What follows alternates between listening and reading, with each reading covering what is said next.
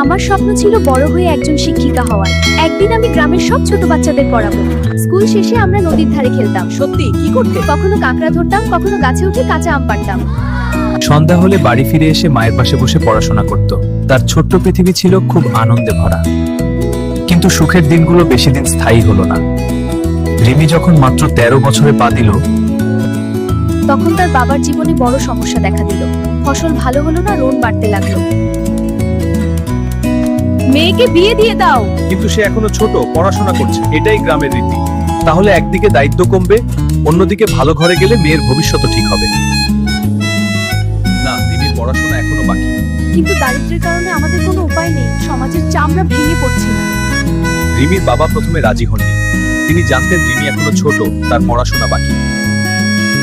রিমি, তোমার বিয়ের কথা হচ্ছে। বিয়ে? কিসের বিয়ে? মা, তোর বিয়ে ঠিক হয়েছে।